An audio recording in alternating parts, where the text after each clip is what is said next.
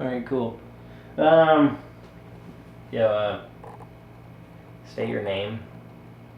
Max Sanders. Do you consent to being recorded both auditorily and visually? Oh yeah. All right, thanks. Oh yeah. I'm gonna make a voice memo real fast. I enthusiastically consent.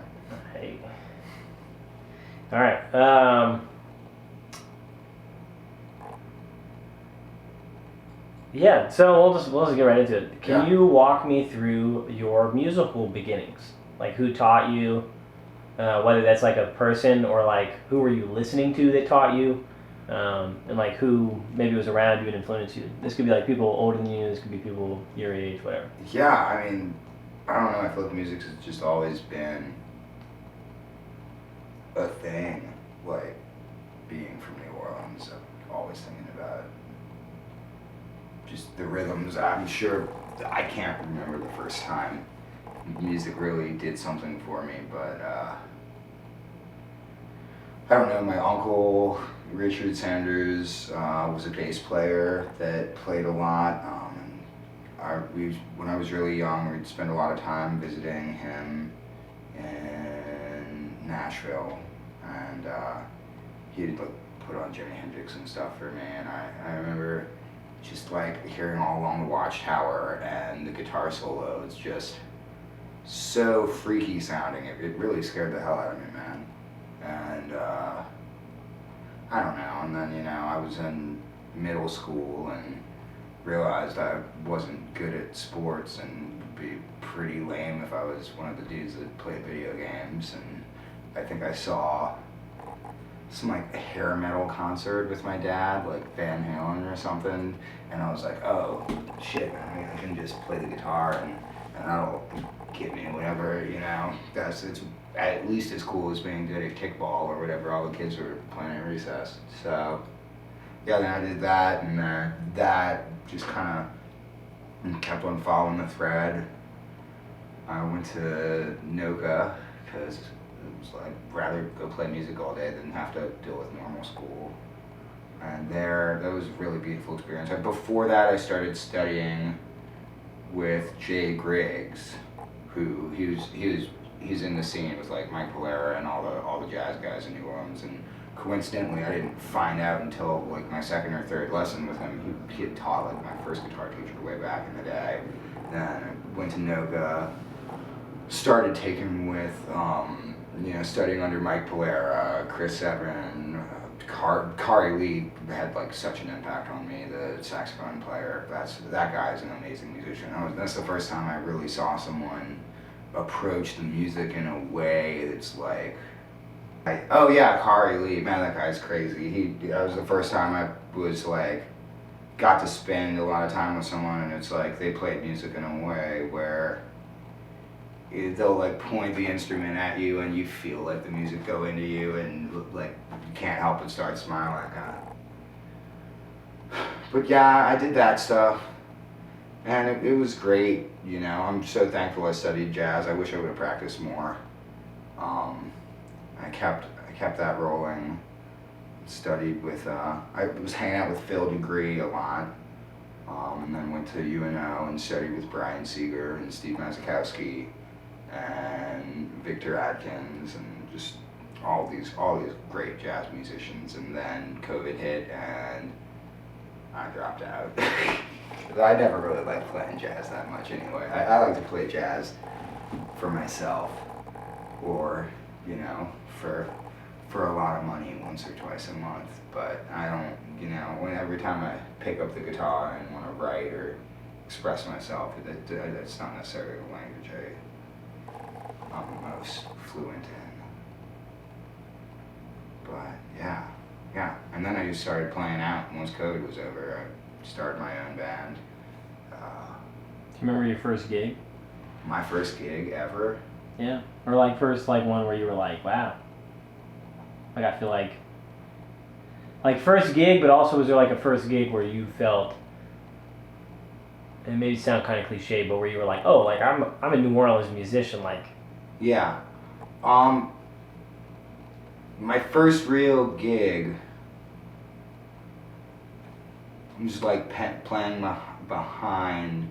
My first gig in the city of New Orleans was playing behind my girlfriend at the time, like sophomore or maybe early junior year of high school at Buffa's on Esplanade, which was pretty cool for a 15-year-old to be doing. I felt pretty cool about that. But the first gig I played that I felt like I was really doing it. I mean, two things come to mind. Initially, so my first band that I started, ESP, that was me, Tucker Godbold on bass, Noah Bashra on saxophone, and Robert Florence on drums. That band came together. We had all, me, Noah, and Tucker went to California to like play behind this singer and hang out, and we got back and we were like, let's start a band, and we couldn't find a drummer that we liked for the life of us. And we like met Rob hanging out at George at the Leaf, and it was the night before Hurricane Ida, and we had this this residency off of St. Peter's Street at this club.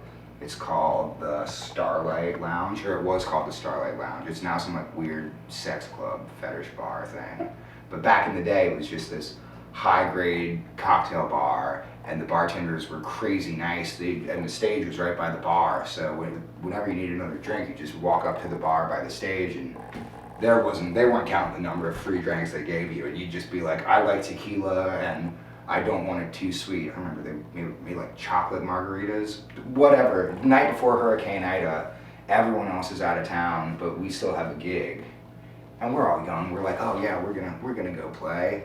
And we call Rob, and he shows up, and it's just magic. That was one of the first gigs where I'm like, oh wow, I'm doing this. And then I think aside from that, the first gig that really hit me was when I first played the Maple Leaf with that same band. Because I mean, of course, the first time I played the Maple Leaf, I don't remember who it was with. It might have been with Beach Angel, but it was special. But having the project that I had started play on that stage, and it was like I was having a whirlwind of a week. I think I played, it was April, so I had played like some kind of festival early, and I think maybe I had played Ferret Street Fest that morning, then Siberia with these girls I know that are country singers and stuff. And then I brought them with me to the Maple Leaf and closed the night out playing that set at the Leaf. And that was one of my first days where it was 3 relatively big gigs and at all these like historic New Orleans places. And it was just like, I don't know. I mean, Maple Leaf is ground zero. I feel like I could just talk for hours and hours just about the Leaf. I think we could do a whole project. Yeah. The Leaf is like unbelievable. How do you define the New Orleans sound in your generation? Do you feel like it's different than the one before you? Do you feel like y'all do different stuff? That's tough. Because it's like, what is the new... it's more like a spirit than a sound, that I feel like. How would you describe that spirit? The spirit of only having one rehearsal before the gig, if that, or not really, but I don't know, because I just feel like there's a lot of different sounds, because there's the trad jazz of Preservation Hall, there's the more modern jazz. We have, like the Marsalis family. We have a lot of incredible modern jazz coming out of New Orleans. You have, of course, the Meters, the whole funk jam thing where the modern jazz kind of meets the funk stuff, and the roots are all there. It's really just did you go to Super Sunday? Did you go see the Mardi Gras Indians at Super Sunday? I didn't go this year. Because I really feel like the New Orleans sound is because every Sunday, all of the rhythms from Africa were present and preserved in Congo Square. And that just influenced all the music that comes, all the music in America, all the music that, went up the Mississippi and spread everywhere. But especially it's all like this weird fucking vortex down here, and it's all influenced by those rhythms. Like Skull and Bones, Mardi Gras Morning. I saw it for the first time 2 years ago, and man, the rhythms will go inside of you, and like it just does some stuff, man. Like you understand, like, oh my God, these rhythms are coming from a place where it's like before we had like language that we could talk like this. We were communicating to each other through rhythm, and yeah, it's all from there. It's all because of Congo Square. None of us would be doing shit without Congo Square. You mentioned the Maple Leaf as ground zero. What are some other venues or spaces that feel like home to you? Tips is great. I haven't played at Tips a lot, but I've seen a lot of life-changing music at Tips. Outside of Tips and the Leaf, I mean, I love Saturn Bar. Saturn Bar is great, but there's nothing. Tips and the Leaf are just in like this elite tier of history and accessibility, and yeah, I'm kind of hard pressed to come up with anything. That's real. Tips and the Yeah. Leaf, like I don't think there's a lot of venues I love. I love all the clubs I play at, but those are your. But yeah, those were the two where it was like I felt like I was achieving something I wanted to do my whole life. Like I'll never forget the moment I played Tips for the first time, and Tips backstage has the postcards. So for touring bands, and they just have the mailbox, and they paid for the postage to send it out, and I would just send my mom the postcard. It was like, hey, thanks for all the guitar lessons and all. It was great, man. Tips is crazy. No, that's sick. Yeah. Let's see. Civic Theater was fun too. Okay. Fun too. And then Lafayette Square, I just played at Lafayette Square last Wednesday. Civic That's Theater awesome, was too. Last Waltz, Yeah, right? Civic Theater was Last Waltz. Yeah. That's a cool spot. That was great. That was a cool spot.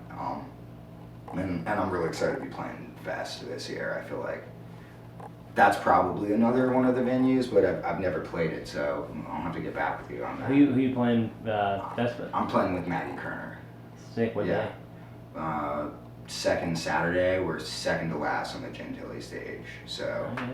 I'm kind of terrified. Remind me that, and I'll Yeah. show up in photograph. Yeah, please do.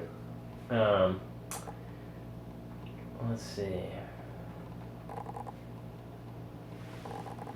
I had a bunch of questions, but I'm trying to decide like what kind of makes the most sense.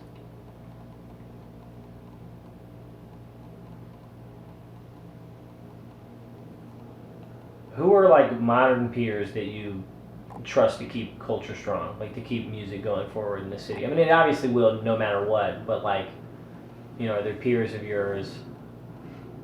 I mean, that still live in the city or that I know.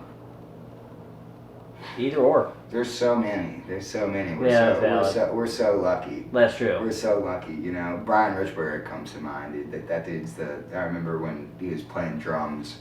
We went to Noga together in the same grade, and he was a better drummer freshman year of high school than I think any drummer that I'm currently in a band with right now.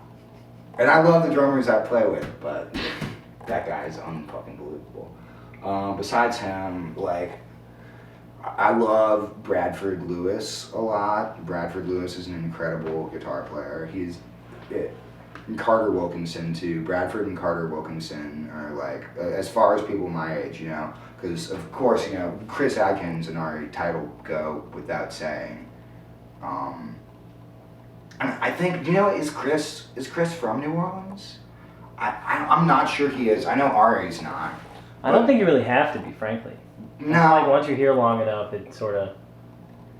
Yeah, but I feel like there's definitely something to be said for it's like, you know, if before your conscious memory you were hearing second lines passed down the street, it's a. Yeah, there's like in my family, it's an iconic photo. It's me, like, I'm probably like 1 or 2.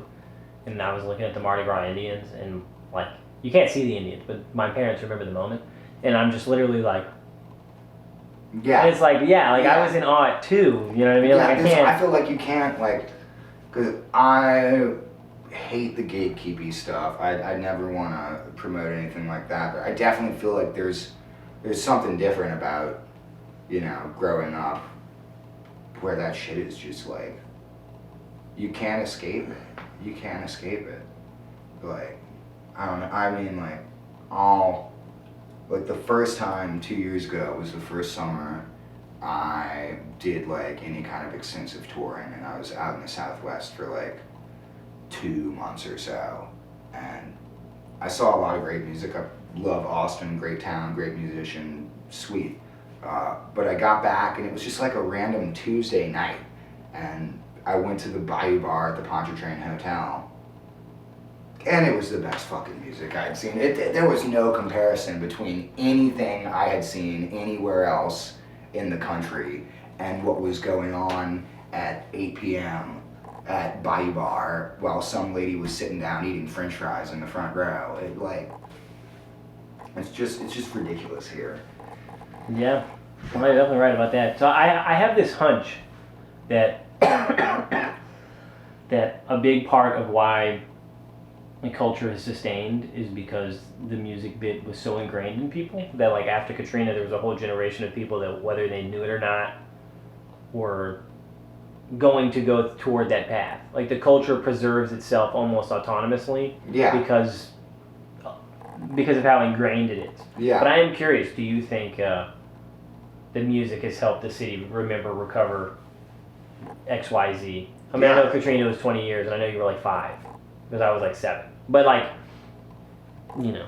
even with Ida, right? Like, yeah, or with COVID. Yeah, right. No, Yeah. any of those, Yeah, I think music is healing. I think that's why we do it, and that's why people go out to seek it, because it's like, I like to go get drunk and party with my friends as much as the next person, But there's a reason, especially in this city, people will go and see live music. And so, you can get drunk and party with your friends anywhere, but to go out and see music, it'll go in people, and like, it changes things. It's like George Clinton with P-Funk, the funk not only moves, it removes.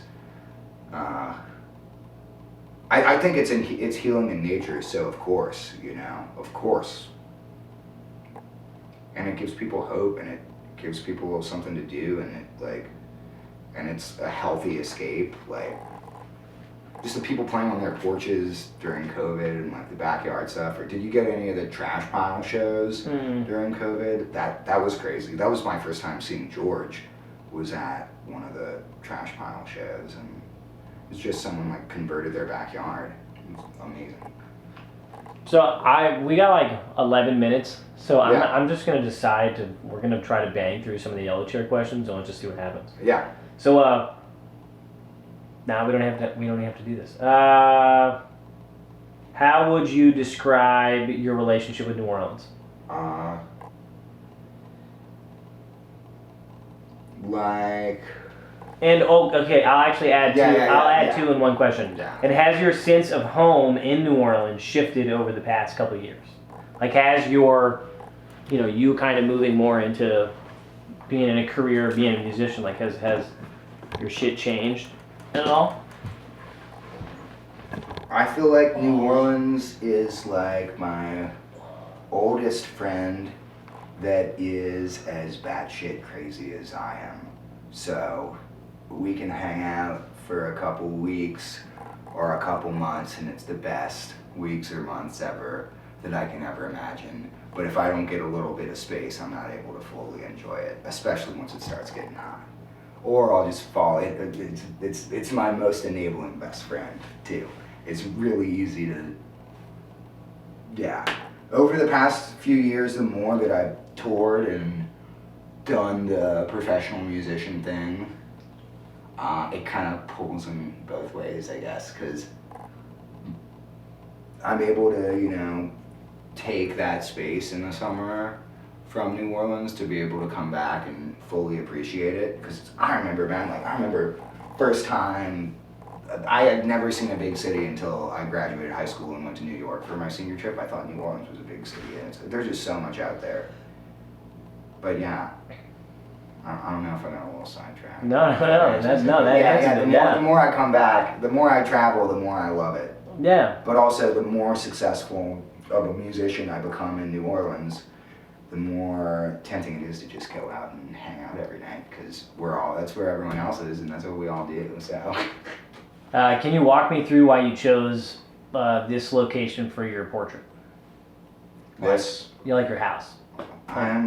What memories or meanings are attached to the space? So I was living, before here I lived on Franklin Avenue for like 3 or 4 years, which was great because I knew the area because I had gone to high school there. It was a cool chapter in my life. But at the same time that I kind of started going separate ways from the band, I had started and pursuing my own thing and becoming a part of like the community and at the Maple Leaf and the Crew of Oak. I moved here. And it's just ground zero for everything I like. I've been overusing that expression, but it's like Leafs down the streetcars right there, the fucking Conseco's, Carrollton Station, the infamous Snake and Jake's. And it keeps me enough out of the quarter that I can get into the right amount of trouble, you know, because if you leave me off the reins drinking in the quarter every night, it's not a good recipe, but I can go, you know, see George and hang out at the Leaf till the Leaf closes and go hang out at Snakes and see all my friends. And it's like all the musicians I love live around here too. And, you know, like you live around here, like, it's just, No, we got a community for sure. Yeah, Carrollton is the scene, man. Nah, I love Carrollton is the scene. So, I mean, you said it with Carrollton, you said it with some of the bars and stuff. Are there places other than these areas that you talked about that feel like the most to you? Because it sounds like to me you're describing that, like, if you had to pick a part of New Orleans that was representative of you, you'd pick Carrollton, right? Yeah. Of me right now. Yeah. Right now in my life. Yeah. It just, I mean, walking down Carrollton, you know, you have the oak trees towering over you, and you can walk along the levee and go to Audubon Park and circle. I mean, it's just, it's something really magical, something really magical. Have you noticed changes in New Orleans due to gentrification or environmental shifts? I don't know where in the city or where all you grew up at. But. Oh, yeah, oh my God, yeah, because when I went to school at NOCA, the Bywater was like, you know, I didn't skip school to go hang out in the French Quarter until senior year. Not because I was like a little bitch, but because like it wasn't really the Bywater yet. That shit was still the Ninth Ward, and you know, watching that gradually change, and it's like, oh, it was kind of cool. You know, they had some more affordable like kind of shops started opening up in the neighborhood, and then you know, I'll go back now, and even those places are closed, and it's like, let me pay $15 for a grilled cheese sandwich or something. Ridiculous. I remember back when it was like damn bro, I hope my parents come pick me up before it gets too dark outside kind of shit out there, you know. And also just like, it used to be, some of the most frustrating parts of gentrification is seeing a lot of my favorite places have to, you know, fuck with the live music.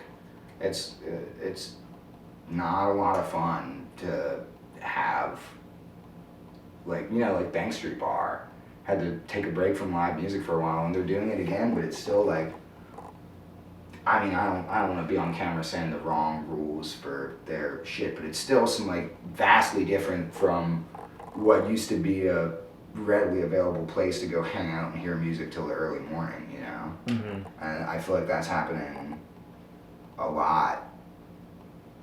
And I kind of like it here because it seems like maybe in Carrollton, you know, it's already kind of been gentrified because of all the, you know, East Coasters at Tulane. It's like, not, you know, knock on wood, shit.